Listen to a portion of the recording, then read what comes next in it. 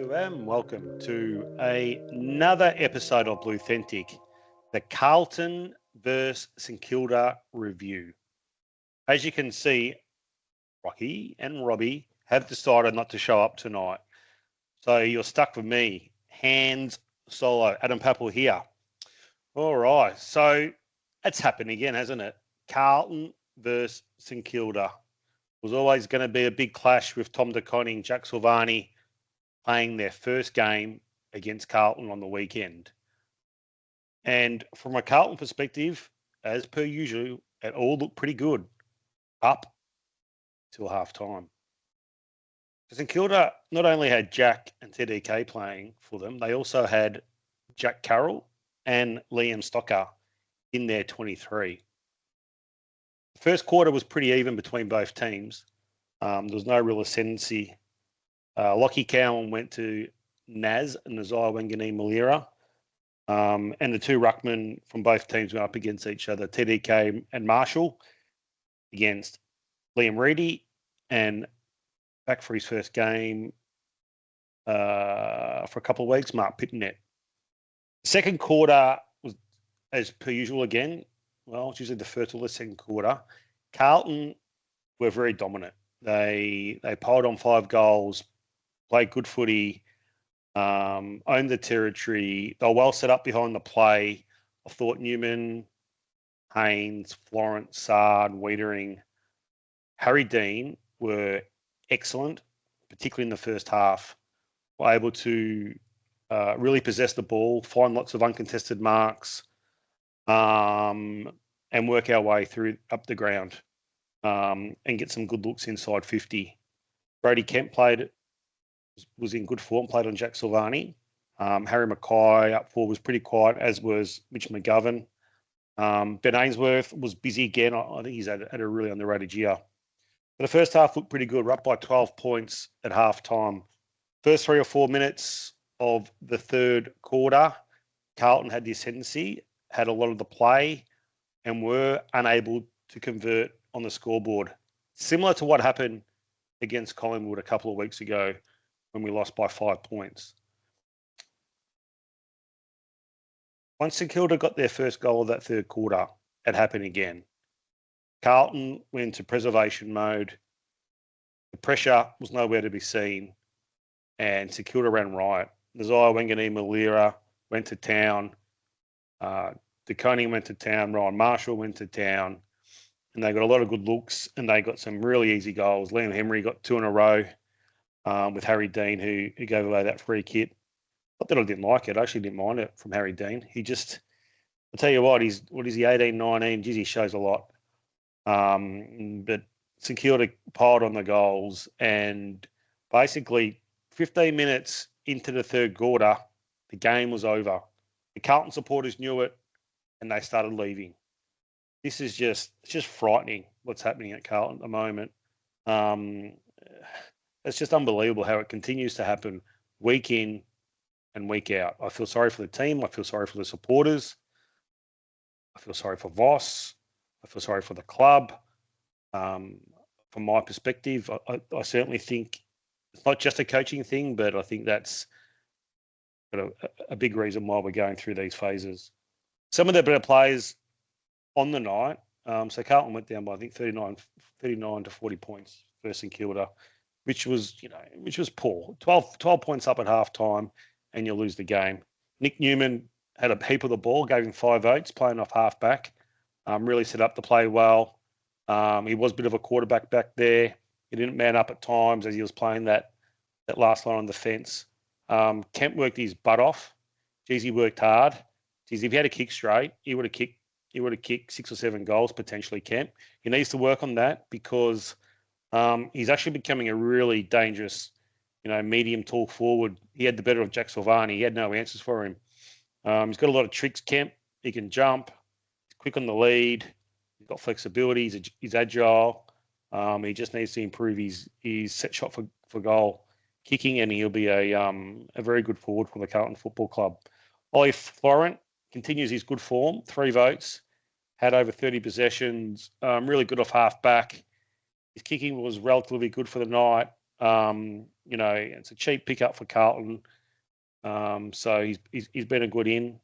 Ben Ainsworth, 2 votes. I think he's probably the most underrated player at Carlton. I think he had a couple centre bounce attendances in the last quarter. I think they've got to continue to put Ainsworth in the middle for the centre bounces. He should be attending at least 15 times a match. And Matt Carroll, they didn't have a lot of it. He only had 12 or 13 possessions. What he does with the ball and his impact, that beautiful mark he took in the goal square, I stuck him in for a vote, basically because it was really difficult to give anyone else a vote on the night. A couple other pointers. Harry Dean, I think he was really good, Harry Dean. I think we've got an absolute ripper there. His first half in particular was outstanding. His ability to defend, to intercept, the 1%ers is a beautiful kick. He's an absolute beauty, Harry Dean. Jagger, look, I think Jagger's just going okay. You know, what's he played? 6-7 games of AFL. He'll be a better player next year. We just need to continue to support him. Cripps really struggled.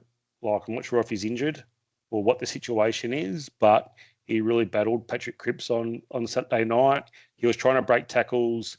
He was trying to do too much in my eye. First option is usually the best option. Patrick, I think you need to go back to that. Get the ball, give it to the runners on the outside. Use the first option. Don't try and do too much because it wasn't a good look. Some of those holding the balls that I saw on Saturday night. Sam Walsh struggled. He really did. And some of his kicking, particularly inside 50, was pretty ordinary. He really needs to tidy up his kicking. Adam Chera does Adam Chera things. Now, it's obviously a big call that the match committee need to make this week with Adam Chera. Do they play him or do they bring back George Hewitt, who played another great game in the VFL? It'd be pretty hard to keep out George Hewitt, I would have thought. But just a terrible second half by the footy club. It's Groundhog Day. It's repetitive.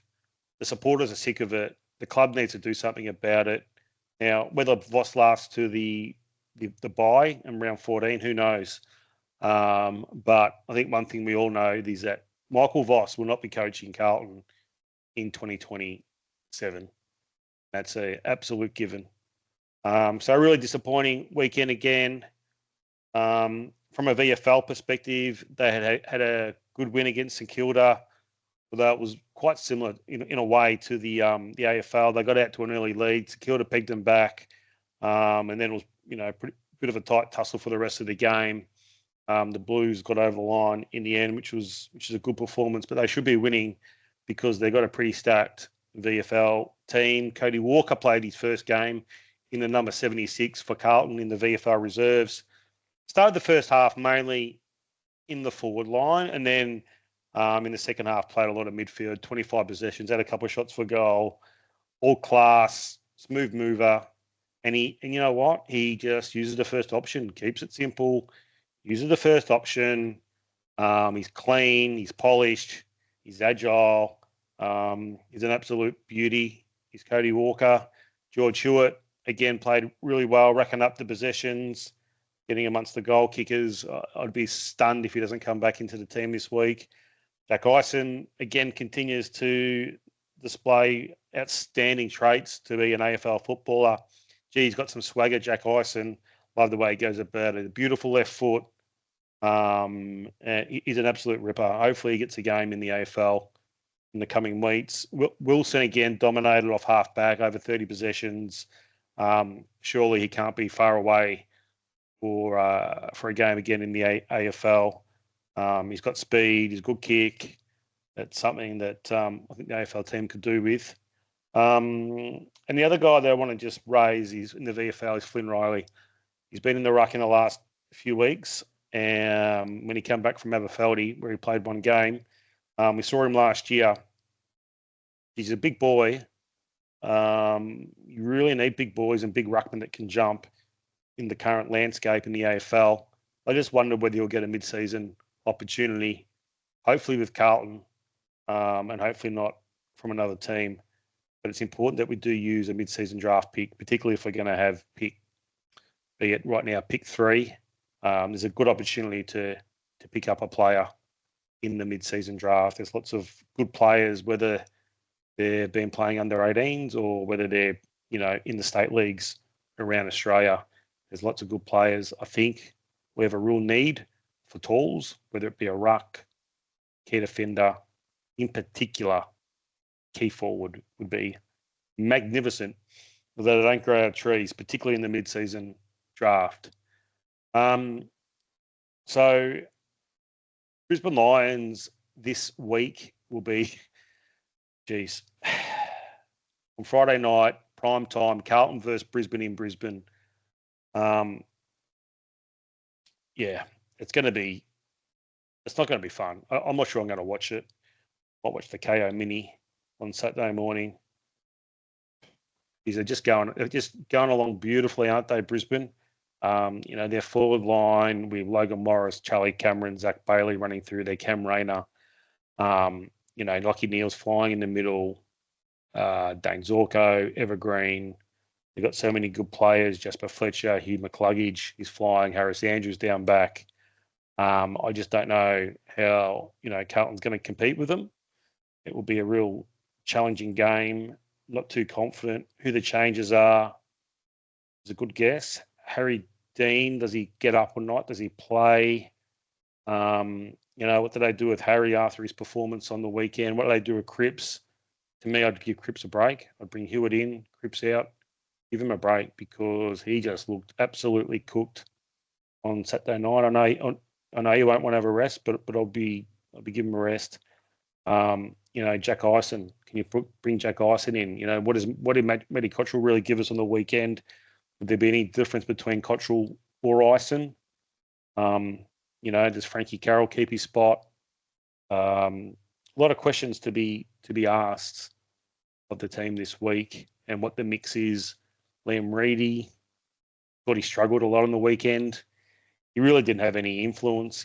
Big ruckman and Curvis type. I would have loved him to really got stuck into Tom DeConning, but he didn't do that, which was disappointing in a way. I don't think they'll go with Liam Reedy this week. Whether they go bringing back in Lewis Young to do that second ruck work. To be honest, I'd be looking at Harry Mackay to do that second ruck work. The other thing about Harry Mackay, why hasn't anyone ever tried him at centre half back or full back? I just don't get it. I just do not get it. His kicking for goal, other than snapping, is poor. I just don't understand why they don't play him in the back line or give him a go there. So don't have a lot more for you tonight, guys. I guess the latest thing with Carlton being a Tuesday night is that they've been hit with the 75K fine for the handling of Elijah Hollins against Collingwood.